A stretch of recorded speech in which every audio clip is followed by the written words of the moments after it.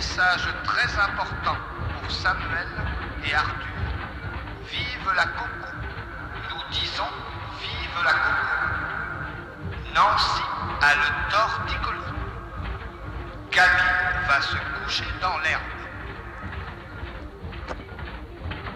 Allô, attention, attention. Les commandos français prendront place près des embarcations en 10 minutes. Terminé.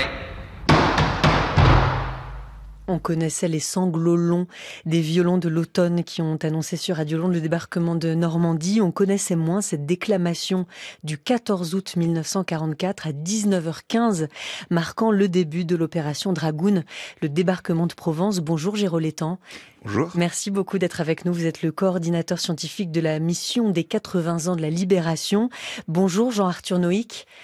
Bonjour. Merci d'être avec nous et bienvenue à vous. Vous êtes professeur d'histoire-géographie au lycée Frédéric Mistral à Avignon et vous êtes docteur en histoire, auteur de Mémoire et oubli de la première armée Rhin et Danube paru aux éditions Les Indes savantes. Alors l'opération Dragoon commence formellement, c'est le nom qu'on donne au débarquement de Provence, elle commence formellement à 8h du matin le 15 août. Mais que se passe-t-il, Géraud Létang, dans les heures qui précèdent, en pleine nuit? Comment avancent les troupes alliées vers leur objectif? Ce qui se passe dans les premières heures, c'est déjà une clarification, parce que jusqu'au 1er jour d'août, on ne savait pas si cette opération aurait lieu. Les Britanniques n'y tiennent pas vraiment, ils préféreraient aller davantage vers l'Italie, les Balkans, parce que le but de tous les alliés, c'est d'atteindre le Reich nazi le plus vite possible. Et les Américains y tiennent néanmoins, parce que il faut très vite arriver en Europe de l'Ouest, avoir la vallée du Rhône pour aller encore plus vite, puisque en Normandie, les troupes ont longtemps piétiné, en fait. Donc, quand les premiers commandos arrivent, quand il y a des parachutistes qui s'appuient sur des renseignements collectés par la résistance, qui entrent dans une région qui a été beaucoup bombardée par ailleurs, avec de très nombreuses victimes civiles, parce qu'un débarquement, ça implique juste avant des bombardements et tout un grand nombre d'actions.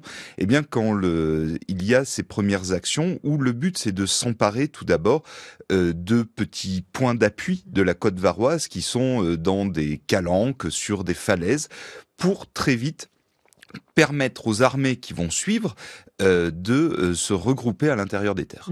En mer, on compte plus de 2000 bâtiments, principalement américains et anglais, qui se préparent à l'offensive. Et à 8h du matin, 94 000 soldats alliés lancent l'assaut sur 18 plages entre Cavalère et Saint-Raphaël. Jean-Arthur Noïc, 18 plages, ce sont des plages qui ne ressemblent pas à celles de Normandie. Oui, ce sont des plages qui sont assez étroites, avec beaucoup de rochers. Les Alliés ont envisagé de débarquer dans le Languedoc parce qu'il y avait des plages larges, sableuses. Et donc, les points de débarquement sont un petit peu compliqués. Et certains sont aujourd'hui des lieux de mémoire très importants. C'est le cas donc du Dramont, près de Saint-Raphaël, Fréjus-Saint-Raphaël. Et vous disiez tout à l'heure, Géraud Létang, que en Normandie, donc le débarquement en Normandie s'est déroulé près de 2 mois plus tôt, en juin, que les soldats, les Alliés avaient piétiné pendant longtemps, je crois près de 2 mois. Quelles leçons ont été tirées du débarquement de Normandie pour que celui de Provence se passe au mieux? Alors, tout d'abord, la première leçon, c'est qu'il tire, c'est que il faut plus de troupes expérimentées. En Normandie, vous avez la particularité d'avoir des troupes qui ont très peu combattu, et au contraire des troupes, que ce soit, notamment américaines, qui avaient une grande expérience du combat. Là, cette fois-ci, vous avez beaucoup plus de troupes expérimentées côté alliés qui vont débarquer, que ce soit côté américain, qui parfois même ont une expérience dans le Pacifique, et ou côté français avec tous les combats d'Italie qu'il y a eu quelques mois plus tôt. L'autre élément, c'est qu'il y a une meilleure... les leçons aussi ont été tirées, puisqu'il y a une meilleure maîtrise des techniques de ce qu'on appelle l'amphibie, c'est-à-dire le fait qu'il faut mélanger la terre, la mer et l'air pour réussir l'opération. Et le troisième point, c'est aussi que précisément en raison de ce que vient de dire Jean-Arthur Noïc, de cette géographie particulière, il va falloir avoir des postes de commandement plus intégrés. En Normandie, tous ils étaient un petit peu dispersés, si vous voulez. Là, désormais, sur les bateaux, il y a les communications passent beaucoup mieux, l'action est beaucoup mieux coordonnée. Donc, par conséquent, en raison à la fois des leçons de la Normandie et de l'adaptation à une géographie très différente et à des objectifs aussi différents, puisque le but du débarquement de Provence n'est pas seulement de rester sur la plage, c'est en fait très vite de prendre le contrôle des ports en eau profonde de Toulon et de Marseille. Pour leur permettre d'acheminer la logistique nécessaire à la suite des opérations. Si en Normandie les troupes alliées ont piétiné, c'est parce que précisément il leur a manqué dès le début de grands ports et que les ports provisoires n'ont pas donné satisfaction. Donc c'est pour ça qu'il y a les leçons ont été tirées, mais il y a aussi cette forme d'adaptation. Ne pas détruire non plus les villes comme on a vu à Caen après le débarquement de Normandie, ne pas détruire les Allemands, ne pas les écraser, mais les obliger à reculer. Et de fait, Jean-Arthur Noïc, les Allemands reculent. Il faut dire que leurs effectifs ont considérablement réduit les semaines qui précèdent. Là, on parle des soldats de la 19e armée allemande. Comment expliquer que leur fortification, tout ce qu'ils ont construit, ce rempart du sud de Cerbère dans les Pyrénées-Orientales à Menton, ne leur soit finalement pas du tout d'une grande aide? Parce que l'armée allemande est engagée donc en Normandie, et elle est sérieusement engagée en Normandie. Il y a des combats féroces, et en fait tous les renforts donc sont envoyés vers ce front-là. Et très rapidement, les Allemands vont décider d'abandonner donc le sud de la France, sauf donc Toulon et Marseille, qui sont des camps retranchés et où les soldats doivent se battre donc jusqu'à la dernière cartouche selon les ordres donc d'Hitler. Des villes lourdement défendues par la Wehrmacht, ce qui n'empêchera pas les Alliés de les saisir, de les prendre le 26 août, ou de les libérer plutôt le 26 août, la ville de Toulon, le 28 Marseille, donc c'est beaucoup plus vite que prévu. Puis les Alliés avancent, leur avancée correspond au recul des soldats allemands qui battent en retraite de la vallée du Rhône jusqu'au massif des Vosges. Ensuite, comment raconter cet itinéraire, Jean-Arthur Noïc, et surtout, les itinéraires sont-ils les mêmes entre Américains, Anglais, Français ? Est-ce qu'ils avancent sur les mêmes routes ? Ils n'avancent pas sur les mêmes routes. Les Français doivent remonter le Rhône sur la rive droite. Et il y a un gros problème logistique, c'est passer ce Rhône justement, puisque tous les ponts ont été détruits par les aviateurs alliés. Et ils doivent passer donc le fleuve à Arles, au nord de Tarascon à Valabregues et à Avignon. Et c'est un véritable défi logistique parce que les unités de génie n'ont pas encore été débarquées. Et par exemple à Avignon, l'armée B va réussir à passer grâce à d'anciens soldats du génie. Il y avait un régiment de génie à Avignon qui ont encore quelques éléments pour passer le fleuve. Et donc cette armée arrive à passer le fleuve, mais son gros problème, ça va être l'essence, puisque la remontée devait se faire d'une manière beaucoup plus lente. Donc les Alliés finissent par libérer Lyon le 3 septembre, Chalon-sur-Saône, Mâcon, Autun, Dijon. Au bout de 3 semaines, elle a libéré cette armée B, comme on l'appelle, 25 départements français. C'est le tiers du territoire national. Ils avancent en direction de l'Alsace. Vous disiez la résistance, c'est la résistance qui a détruit les ponts, c'est la résistance qui a permis cette avancée, Géraud Létang. La résistance, très vite là aussi, c'est une des leçons des premiers combats de la libération de juin 44, c'est que la résistance est pleinement intégrée au plan allié. Ça y est, entre guillemets, elle a fait ses preuves et donc par conséquent, les stratèges américains notamment prennent en compte son action. Qui plus est, vous avez derrière l'idée dans cette armée B qui devient la première armée, l'idée qu'il va falloir intégrer ces FFI à l'armée aussi dans un but politique, de montrer désormais que il y a une seule armée en fait. Les forces françaises de l'intérieur, ça se fait pas d'ailleurs, on verra avec Jean-Arthur Noïc, ça ne se fait pas très facilement. Tout à fait. Cet amalgame, comme on dit. Voilà, et alors il y a dans l'idée sur le moment que, je crois reprendre les mots du général Delatte, donc le chef de la première armée, que les FFI sont l'avant-garde de cette armée qui arrive, puis à la fin, l'idée est d'en faire une seule armée. Mais en tous les cas, la résistance joue un rôle, elle joue un rôle avant les opérations, parce qu'il y a tout un travail de renseignement. Elle va jouer un rôle très important important dans ces villes de Marseille et de Toulon, en provoquant une insurrection à Marseille, en guidant aussi les troupes dans la ville. Et en faisant, en fait, l'armée française peut avancer très vite, y compris être en avance sur les plans alliés, parce que vous allez avoir la résistance intérieure qui va s'occuper de certaines fonctions, de sécuriser le terrain pour permettre aux troupes françaises de l'armée B de gagner le cœur des villes. Et qui empêche la retraite des Allemands qui sont faits prisonniers ou qui abandonnent leur matériel. Toute cette opération est coordonnée, le débarquement de Provence est coordonné et commandé par le général Patch. Il a fallu réunir et faire travailler ensemble des soldats d'horizons très différents. L'armée française elle-même, construite avec plusieurs unités hétéroclites, est dirigée, vous le disiez, par le général de Lattre de Tassigny. J'ai le très grand honneur d'être le chef de l'armée française qui, sous le commandement éclairé du général américain Patch, a débarqué le 16 août en Provence. Que je vous exprime d'abord très simplement combien émouvant a été pour nous tous l'instant où, quittant le bateau qui nous avait amenés sans encombre des rives italiennes de l'Adriatique, nous avons foulé de nouveau le sol de la patrie retrouvée. Le débarquement sur les côtes méridionales de la France était, je ne vous le dissimule pas, hérissé de difficultés. C'était non seulement une opération militaire délicate en elle-même, mais encore une grande entreprise maritime et industrielle. Le haut commandement interallié, auquel nous ne saurions trop rendre hommage, résolut le problème après plusieurs mois de minutieuses études. Et tout se déroula initialement selon le plan prévu. Le général de Lattre de Tassigny, dont il faut rappeler que, contrairement au général de Gaulle ou au général Leclerc, il a d'abord reconnu l'armistice signé par le maréchal Pétain. Il est resté dans l'armée française et c'est le 11 novembre 1942, quand les Allemands franchissent la ligne de démarcation, qu'il ordonne à ses troupes de résister. C'est peu dire, et vous le racontez largement dans votre livre, Jean-Arthur Noïc, qu'il avait une réputation abominable, ce général de Lattre de Tassigny. Il n'était apprécié ni de ses subordonnés, ni de généraux de l'armée. Qu'est-ce qui lui était reproché ? Il lui est reproché plein de choses, en fait. Sa raideur, le fait qu'il soit grand seigneur, et puis son esprit, en particulier les généraux des divisions de Français libres, comme le général de l'Armina ou le général Brosset, le détestent.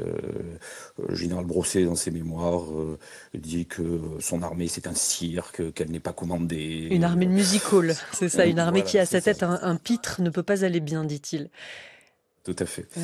Donc c'est un petit peu compliqué, les rapports sont un petit peu compliqués et durant la campagne d'Alsace, à un certain moment, la 2e DB va être sous les ordres de Lattre.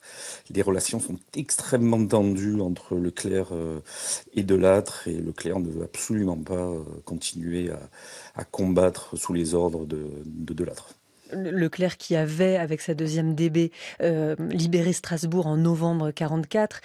Ensuite, les Allemands vont tenter de la reprendre. Et là, c'est là que le général de Lattre de Tassigny entrera en scène et écrira dans ses mémoires qu'à partir du 26 janvier, les Allemands renoncent et les cloches de la cathédrale de Strasbourg s'ébranlent pour sonner la victoire des Alliés et le glas du Reich. Il avait aussi pour mission, ce général de Lattre de Tassigny, de faire en sorte que ça se passe bien entre les Français et les Américains, en quelque sorte. En tout cas, ça n'a pas l'air de très bien se passer. Ça, c'est quelque chose qu'on raconte assez peu.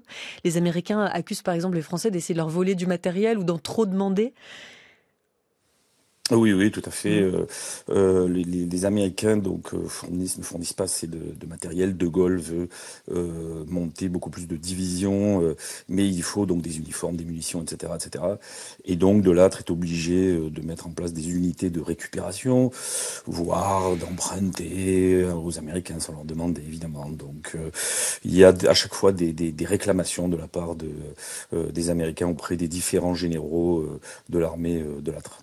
Les dépanneurs du 2e régiment de cuirassiers sont priés de ne plus insister pour réclamer des pneumatiques et des pièces à chaud, écrivent-ils par exemple au général de Lattre. Alors vous nous disiez, Géraud Létang, que le débarquement de Provence devait être à l'origine, avoir lieu à peu près en même temps que celui de Normandie, que finalement tout ça a pris du retard. C'est une opération d'ailleurs qui ne devait pas s'appeler au départ Dragoon, mais Hainneville, le terme anglais pour dire enclume. Quel sens ça a que ce choix des mots ? C'était d'abord pour l'aspect de tenaille. Il fallait mettre l'armée allemande en Europe de l'Ouest entre le marteau Overlord en Normandie et l'enclume en Provence. Dragoon est venu précisément à cause des pressions américaines sur les Britanniques pour les obliger à débarquer en Provence, sachant que derrière ces conflits alliés, et c'est ce qu'on voit, c'est aussi le monde de la guerre froide qui est en train de se dessiner derrière ces décisions alliées. Il pense certes à la fin du Reich, mais vous avez d'autres logiques derrière.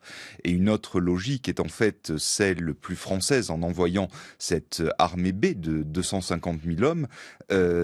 Pour la France, je dirais que la résistance a montré que la France, certes, une grande partie de la France avait refusé la défaite de 1940 et avait repris le combat au moment de la libération. Là, cette fois-ci, c'est de montrer par la masse, malgré la dépendance qui a été mentionnée à l'égard des Alliés, que la France était une puissance victorieuse et qu'elle avait, à travers les combats du débarquement de Provence, de la vallée du Rhône et de l'Alsace, montrer que non seulement ce n'était plus la France de 1940, mais qu'elle pouvait revenir pleinement dans le concert des nations. Donc c'est aussi toute cette donne géopolitique qui se joue dans ces opérations de Provence puis de l'Est de la France, et où il y a évidemment de très grandes tensions entre alliés, et y compris entre chefs français.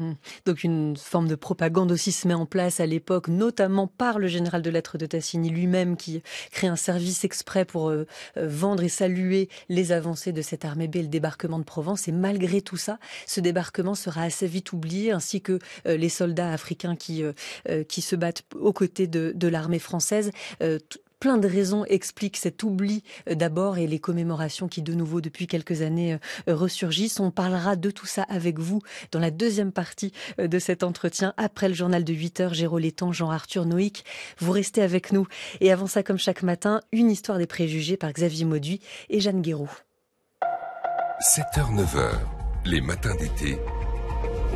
Julie Gacon. Nous sommes toujours avec nos invités. Géraud Létang, coordinateur scientifique de la mission des 80 ans de la Libération. Jean-Arthur Noïc, professeur d'histoire-géographie au lycée Frédéric Mistral à Avignon, auteur de Mémoire et oubli de la première armée Rhin et Danube, paru aux éditions Les Indes savantes.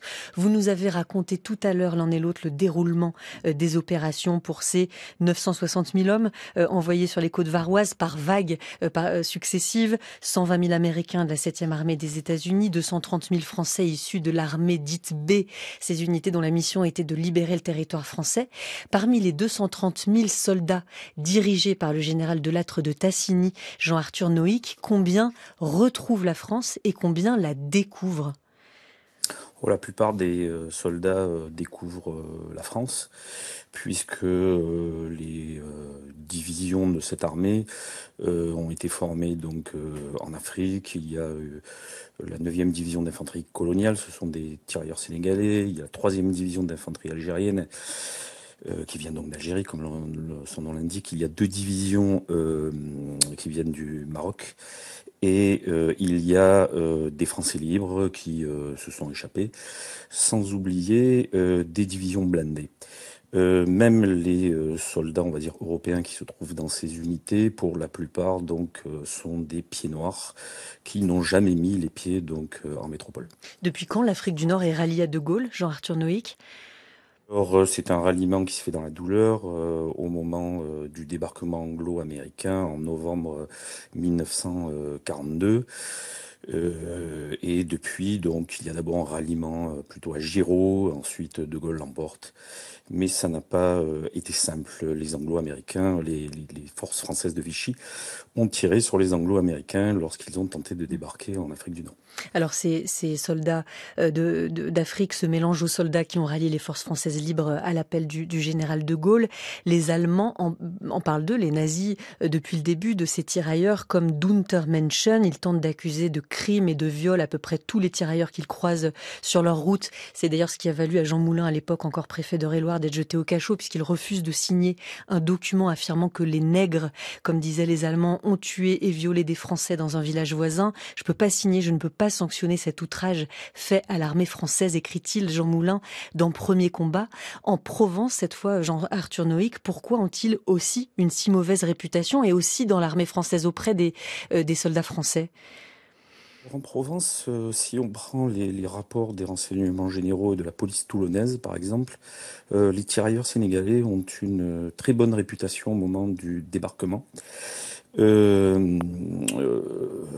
y a des des cérémonies religieuses en faveur pour remercier ces troupes. Et les problèmes viendront après au moment du blanchiment, lorsque les troupes seront cantonnées dans le sud de la France, parce que ces soldats veulent rentrer tout simplement chez eux. Mais je croyais, Géraud Létang, que des accusations avaient été portées, notamment sur l'île d'Elbe, sur des exactions. De Gaulle devra lui-même défendre les Goums marocains en disant que les accusations qui leur sont faites sont exagérées. Et il me semblait que ça avait divisé quand même au sein des forces du général de Lattre de Tassigny. Alors, il est certain qu'il y a eu des exactions qui ont été commises par ces troupes de l'empire colonial, mais De Gaulle est obligé de les défendre puisque l'empire est une des principales cartes dans son jeu. Et s'il veut avoir cette masse qui lui permettra d'avoir une puissance victorieuse, sa seule solution est justement cet empire colonial et singulièrement les territoires d'Afrique subsaharienne et d'Afrique du Nord. Peut-être aussi ce qui change dans ce débarquement de Provence et qui donne une coloration un petit peu différente, ces deux éléments. C'est tout d'abord que l'Empire a fait durant la Seconde Guerre mondiale, l'Empire colonial français, une expérience très bizarre qui est un empire totalement coupé de sa métropole. Et donc, forcément, cette coupure va provoquer l'idée que, des colonies peuvent survivre sans métropole, contrairement à ce que disait la propagande coloniale pendant plusieurs décennies. Ensuite, l'autre élément, c'est que le général de Gaulle a compris, durant toute l'année, à partir de 1943, que sa légitimité, il la tenait désormais de la résistance intérieure, qui lui amène, en plus d'effectifs, une reconnaissance démocratique très importante dans les conflits qu'il peut avoir avec les Alliés pour s'imposer face à des rivaux, héritiers de Vichy. Donc, par conséquent, à ce moment-là, même si la décolonisation n'est pas dans les têtes, elle n'est pas à l'agenda politique, les conflits ultérieurs vont le montrer, il y a tout de même l'idée que ce qui compte, c'est la métropole. Pour vous donner aussi un exemple qui montre que c'est pas uniquement chez le général de Gaulle que ça se passe, il y a à peine une mention de l'Empire colonial dans le programme du Conseil national de la résistance, par exemple. Donc il y a vraiment à ce moment-là, une concentration hexagonale des esprits sur la libération et ce qu'il faudra faire pour reconstruire. Donc on ne trouve aucune place. Les soldats d'Afrique qui ont combattu aux côtés des soldats français, américains et alliés ne trouvent aucune place, Jean-Arthur Noïck, dans les deux grands récits qui s'affrontent après la Seconde Guerre mondiale, que ce soit le récit gaulliste et le récit communiste. Oui, tout à fait. Après la Seconde Guerre mondiale, on est dans le mythe résistentialiste, on est dans le roman national que va mettre en avant le général de Gaulle durant sa présidence et ses héritiers par la suite. Et donc on met en avant l'armée française, les FFI, et c'est ce qui compte, bien évidemment. Quand en 64, De Gaulle commémore l'événement en Provence, on est 2 ans après l'indépendance de l'Algérie. Quelle place fait-il dans ses discours? Quel hommage rend-il aux tirailleurs algériens et plus généralement à tous les soldats de l'Empire, les indigènes, pour reprendre le titre du film de Rachid Bouchareb? Géraud Létang. C'est un hommage finalement assez ambigu parce que autant le général de Gaulle ne voulait pas aller en Normandie et envoyer un préfet simplement pour qu'il y ait la présence la plus minimale de l'État parce que c'était à ses yeux ce n'était pas une opération française. Pour les commémorations. Parce que c'était surtout des Américains, voilà, des Anglais. Il y avait et très de peu dire Français. Et puis qui plus est, il se souvenait qu'il n'avait pas été associé aux décisions de ce débarquement. Donc forcément ses efforts se sont reportés vers la Provence. Mais elle est très ambiguë puisque durant l'inauguration du mémorial du Mont-Faron, De Gaulle échappe à un attentat de l'OAS. Donc il y a désormais ces tensions dans cette fin d'empire colonial très sanglante. Et par ailleurs, l'année 64 se clôt avec l'entrée de Jean Moulin au Panthéon, qui montre précisément la bascule de la mémoire, d'une mémoire tournée à ce moment-là, qui associait la résistance extérieure à la résistance intérieure, à une mémoire beaucoup plus marquée par la figure de Jean Moulin et à travers elle de la résistance intérieure. Si vous m'autorisez vu qu'on est juste après les JO, une image, on est victime encore aujourd'hui de la photo, vous savez, du général de Gaulle descendant les Champs-Élysées le 26 août 1944. C'est un côté photo finish. Et on a l'impression que la libération se finit à ce moment-là. Et que par conséquent, les absents sur la photo ont mis beaucoup plus de temps, ont eu beaucoup plus de mal pour émerger, surgir, s'imposer peut-être dans la mémoire nationale. Je pense aux femmes, aux troupes qui combattent dans le sud, dans l'est de la France avec des soldats colonisés, aux agents de renseignement, à toutes ces catégories qui comment dire, n'ont pas été dans cette image marquante de la libération de la France. Il y a eu des femmes, en effet, qui ont fait partie de ce débarquement de Provence. Georgette Aubrignac, par exemple, elle était lieutenant de transmission. Elle dirigeait 2 sections du personnel féminin des transmissions. Lorsque nous sommes arrivés en vue des côtes de France, tout d'un coup, à l'horizon, nous avons aperçu une ligne. C'était la terre, c'était la France. Et alors c'était une immense émotion à bord. Nous nous sommes embrassés, les hommes, les filles, Et il y avait des mois que nous attendions cette arrivée devant les côtes de France. L'équipage avait déjà participé au débarquement de Normandie. Et ils étaient restés au large d'Omaha Beach. Et s'étaient rendus compte de l'horreur qu'avait été le débarquement à Omaha Beach. Et ils s'imaginaient probablement qu'il en serait de même pour le débarquement méditerranéen. Et alors tous étaient pleins de gentillesse à notre égard.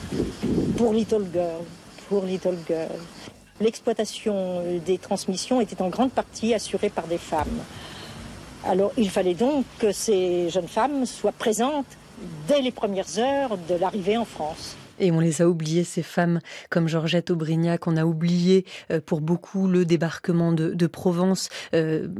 Paris domine dans notre mémoire nationale, comme vous le disiez, Gérolétan. Paris libéré le 25 août 44 après 6 jours de combat, alors que Toulon et Marseille l'ont été les 26 et 28 août. Paris a tout dominé dans notre mémoire là. Jean-Arthur Noïc, la mémoire régionale, elle, comment est-ce qu'elle s'est construite? Puisque vous êtes vous-même dans le sud, en Provence, comment elle s'est construite au fil des années? Est-ce qu'il y a une véritable volonté dans le Var, dès le début, de commémorer ce débarquement, de laisser les traces qu'il a faites, de transmettre cette mémoire? Oui, tout à fait. Il y a des effets de proximité qui sont évidents. Effets de proximité qui ont été accentués dès le début par le général Delattre, qui se déplace tous les 15 août sur le littoral varois. Puis par ses héritiers, les anciens de la première armée française, qui sont regroupés dans une association qui s'appelle Rhin-Danube. Et il y a des liens très étroits avec les communes donc, du Var, avec l'érection donc de lieux de mémoire. Alors ça peut être des stèles, ça peut être la mise en place de chars. Par exemple, à Marseille, un char devant Notre-Dame de la Garde qui s'appelle le char Jeanne d'Arc. Dans la basilique Notre-Dame de la Garde, il y a des plaques qui ont été déposées en l'honneur de la 3e division d'infanterie algérienne et du général de Montsaber qui l'a commandé. Et ce sont des commémorations qui, jusque dans les années 60, sont des commémorations très festives, avec des bals populaires, avec des concours de boules, etc., etc. Mais évidemment, avec le temps, ces commémorations vont devenir plus sérieuses, avec un cérémonial réglé comme du papier à lunettes. Alors, à lunettes, du papier à lunettes, du papier à musique. Mais alors, il me semblait que quand même la région, tout ce littoral avait aussi à un moment décidé un peu de tourner la page et de se concentrer sur le tourisme littoral. La Provence n'est pas un lieu de tourisme de guerre, contrairement à la Normandie, Jean-Arthur Noïc. Et déjà, les journaux locaux, Var Matin, le Méridional, le Provençal, s'interrogent sur ces cérémonies. Lorsque De Gaulle, par exemple, vient en 1964, ce sont des cérémonies grandioses, vraiment. Et les journaux s'interrogent sur la présence de ces touristes lors de ces cérémonies. Sont-ils vraiment là? Parce que il y a un lien avec la Seconde Guerre mondiale, ou sont-ils là parce que bien le président passe, il y a des cortèges, etc. Et d'ailleurs, il est décrit en maillot de bain en train de regarder passer donc De Gaulle. Donc évidemment, cette région est avant tout une région touristique, ça c'est clair, d'autant plus que on est dans une période où le tourisme de masse est en train de se développer. Alors vous expliquiez expliquer l'un et l'autre pourquoi le général de Gaulle avait fait de ce débarquement de Provence vraiment l'événement. Lui, c'était cet événement qu'il souhaitait commémorer, voulait montrer que la France s'était libérée elle-même, et c'est lui qui a fait construire le musée du débarquement à Toulon. Alors, ces discours et l'attention qu'il a portée aux tirailleurs sénégalais et à tous les soldats d'Afrique sont plus ambigus, mais Fabienne Lemayeux le rappelait, en 1960, il a fait transférer la dépouille par exemple, ce tirailleur sénégalais Maboul Kédé dans la crypte du Mont Valérien en région parisienne. Il voulait, disait-il, rendre hommage à la France combattante dans toute sa diversité. Depuis quand est-ce qu'on les célèbre, ces soldats de l'Empire, Géraud Létang ? En fait, ils ont été célébrés, mais avec une mémoire qui n'a pas pris les mêmes échelles, qui n'a pas pris les mêmes chemins qu'aujourd'hui. Il est certain que la façon dont, peu à peu, dans les années 2000, notamment avec le film, ce qui montre au passage l'importance de la culture de masse. La mémoire n'est pas uniquement de la décision politique. Elle échappe même largement, si on réfléchit bien, à la décision politique, puisque avoir des films, avoir des publications, avoir des livres, avoir des séries, et aujourd'hui avoir tous les supports numériques possibles, comme on le voit avec la Normandie, il est certain que ça pèse, et c'est ça qui fait exister aux yeux de l'opinion. Lesquels, pardon, en l'occurrence, et dès les années 60, disiez-vous, des films sans doute parmi vos auditeurs, des cinéphiles plus compétents que moi me corrigeront, mais moi je ne vois que 2 films où est seulement évoqué, je dis bien évoqué, le débarquement de Provence, et qui n'ont rien à... Si on remonte, c'est Indigène, donc en 2006, et de manière plus inattendue, Le Viager, avec Michel Serrault, donc dans un registre totalement différent, oui, vous parce l'aurez que compris. C'est pas le sujet du film. Voilà, c'est ça, pas du tout. Mais à ma connaissance, les 2 seules évocations que j'ai trouvées, c'est celle-là. Il me semble qu'il y a Les Démons de l'Aube aussi d'Yves Allégret, et puis le court-métrage Aux soldats inconnus, le débarquement de Provence. Effectivement, mais en tous les cas, en termes de grande culture de masse, si vous voulez, et qui a pu être repris et qui sont rediffusés, vous avez cet élément. Donc, en tout cas, il n'y a pas de grand film américain comme pour le débarquement de voilà, Normandie. Et il n'y a pas eu non plus de grand film français. Le biopic du général de Latte de Tassigny est toujours attendu. Donc et par ailleurs, vous avez il n'y a pas eu de grands romans. Il y a certes des figures qui remontent, des figures littéraires à travers le poète René Char, par exemple, dont les cahiers d'hypnose montrent l'importance de la résistance provençale. Mais voilà, il n'y a pas eu, si vous voulez, des grandes productions ou de grands récits qui pourraient venir justement s'insérer dans ce récit national qui en fait a du mal à émerger avec le débarquement de Provence, parce que ça tend, c'est ce que montrent 2 de mes collègues, Julie Legac et Claire Miot, c'est que le débarquement de Provence, vous avez à la fois des éléments très fédérateurs et des éléments très clivants qui s'entremêlent. Tout est noué. Qu'est-ce que c'est les éléments clivants? C'est évidemment le poids de la colonisation, de la décolonisation, avec les injustices, les douleurs, les violences dont elles sont porteuses. C'est aussi, si on sort de la colonisation, d'autres éléments. C'est ce que vous disiez à l'instant, c'est peut-on imaginer une temporalité différente entre plusieurs parties du pays, la France, au moment de sa libération ou au moment où elle est censée retrouver son unité? Parce que, par exemple, la libération de Toulon, c'est 3 fois plus de morts que la libération de Paris. Il y a toujours des convois de déportation qui partent. L'Est de la France n'est pas encore libéré. Vous avez les poches de l'Atlantique. Vous avez aussi, évidemment, l'Empire colonial et nos outre-mer actuels qui ont une temporalité différente. Donc, cette question... le pays peut-il avoir une temporalité différente de sa capitale interroge notre récit national, notre roman national, entre guillemets. Le troisième, c'est aussi une interrogation politique. C'est que, je parlais de la résistance provençale, celle-ci est très à gauche, marquée par un républicanisme intransigeant qui vient même de la résistance au coup d'État de Napoléon III. La place forte des résistants communistes au moment du débarquement de Provence s'appelle Saint-Tropez. Je doute qu'aujourd'hui ce soit la ville la plus à gauche de la région, et aujourd'hui, vous avez une reconfiguration politique majeure vers l'extrême droite. Donc elle interroge aussi tout ça. Le débarquement de Provence, c'est ce miroir où se reflètent des questionnements douloureux. quant à la participation massive de soldats d'Afrique dans ce débarquement. Il faudra attendre le film Indigène de Rachid Bouchareb dans les années 2000 et la voix de ces vétérans depuis quelques années dans les commémorations. Ici, Tanou Cissé, vétéran de Guinée-Conakry qui faisait partie des tirailleurs sénégalais. J'ai engagé l'armée française 15 ans. Oui, parce que nous étions tirailleurs. Pendant ce temps, il n'y a pas de commandement. Si on vous dit en avant, c'est en avant. Il ne faut pas retourner. Parce qu'on était à la mer de Blanc. C'était tirailleurs. On dit, donc vous allez, comme il y a la guerre entre l'Allemagne et la France. Et pourquoi vous êtes battu pour la France? Bon, parce qu'on dit, allez, toi, tu viens. On va vous choisir ce qui est apte pour l'armée, on lui prend. Ce qui est inapte, on va vous village. Ce n'est pas nous qui avons déclaré la guerre. L'Allemagne et la France qui a déclaré la guerre. Tanou Cissé, vétéran de Guinée-Conakry, il avait 15 ans lors du débarquement de Provence. Ici, c'était il y a 10 ans, il avait 96 ans, c'était le 15 août 2014. Jean-Arthur Noïc, comment d'année en année, quel récit a été fait d'année en année, et notamment par les chefs d'État qui désormais commémorent les 15 août en Provence, ce débarquement de Provence, comment le récit, la façon dont ce débarquement est raconté a évolué au fil des années? Alors le récit a évolué à partir donc de François Mitterrand. Les commémorations de 1984 et de 1994 laissent une place très importante donc aux pays d'Afrique qui ont participé, dont les citoyens ont participé à l'époque donc de la Seconde Guerre mondiale, ont participé donc au débarquement. Donc les présidents sont invités, leurs troupes sont mises à l'honneur.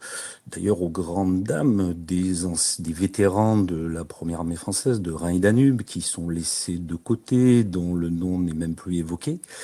Donc il y a une sorte de déception, on va dire, bien évidemment. Parce que, pardon, qui sont-ils? Pourquoi se distinguent-ils des autres, en l'occurrence?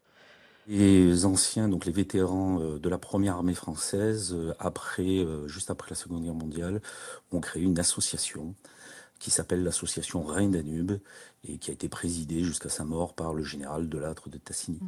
Et le but de cette association, c'est de porter la mémoire donc de la première armée française et en particulier donc du débarquement de Provence. Et de faire oublier, écrivez-vous dans votre livre, une certaine légende noire? Oui, tout à fait, une certaine légende noire, parce que cette association, ce n'est pas une association d'anciens combattants comme les autres, comme celle de la Première Guerre mondiale, qui mettait en avant donc le pacifisme. C'est une association qui a pour but de maintenir la grande France, la plus grande France, donc l'unité de l'Empire. Et ces anciens soldats vont se battre en Indochine, ils vont se battre en Algérie, et en particulier certains d'entre eux participent au putsch. Le plus célèbre de ces anciens combattants de la première armée française qui participe au putsch de 1961, c'est le général Salan, qui pose sur plusieurs photos, évidemment, avec son écusson, son blason, donc Rhin et Danube sur l'épaule. Et évidemment, c'est quelque chose qui a du mal à passer, en particulier auprès du général de Gaulle. Notamment parce que cette armée B, elle a été assez peu regardante dans le recrutement des soldats, des miliciens qui avaient combattu dans l'armée allemande jusqu'à la libération de Paris, se retrouvent à un moment dans ce débarquement de Provence ou un petit peu plus tard sur les opérations. Oui, en effet, certains d'entre eux, c'est-à-dire que durant la guerre, les différentes armées sont assez peu regardantes sur les engagements, où on peut changer les papiers, etc. Et donc, certains vont se retrouver, je pense à un ancien homme politique qui s'est fourvoyé avec Vichy, qui s'appelle François Valentin, et qui va se retrouver donc dans cette armée, et ensuite qui aura des responsabilités donc dans cette association. Géraud Létang. C'est effectivement alors dans cette armée en fait cette armée aussi elle montre tous les chemins parfois compliqués, très sinueux, qui aboutissent à la libération. Et de ce lien, de ces moments, de ces entrées en résistance, où vous avez à la fois dans la première division française libre, des soldats d'une diversité qui va jusqu'au Pacifique, avec le bataillon du Pacifique, qui ont eu des parcours qui ne cessent de combattre depuis juin 1940, et d'autres qui vont avoir ce genre de parcours. C'est évidemment aussi pour ça que la mémoire est très compliquée. L'amalgame, le fait de devoir, pour constituer cette armée, surmonter des divisions politiques majeures, qui sont parfois dans un contexte méditerranéen devenus des épisodes de guerre civile entre la France libre et Vichy, eh bien c'est aussi ça que cette armée représente, c'est elle va avoir ses victoires, mais derrière il y a aussi une très grande lourdeur dans les clivages, les conflits, les tensions qui la traversent. Entre forces françaises libres et autres soldats, entre Français et Américains, entre autres, d'où la difficulté à raconter aussi cette histoire-là, ce débarquement de Provence qui a été aussi assez invisibilisé dans les programmes scolaires, me semble-t-il, et puis dans les médias nationaux. Le Monde en a beaucoup parlé pendant longtemps, notamment parce que Michel Droit faisait partie de cette armée B, alors aussi sans doute sur France Culture où il faut également journaliste. Merci beaucoup à tous les deux d'avoir été avec nous. Géraud Létang, vous êtes coordinateur scientifique de la mission des 80 ans de la Libération, et merci Jean-Arthur Noïc. Je rappelle le titre de votre livre, Mémoire et oubli de la première armée Rhin et Danube, qui a paru aux éditions Les Indes savantes. Merci.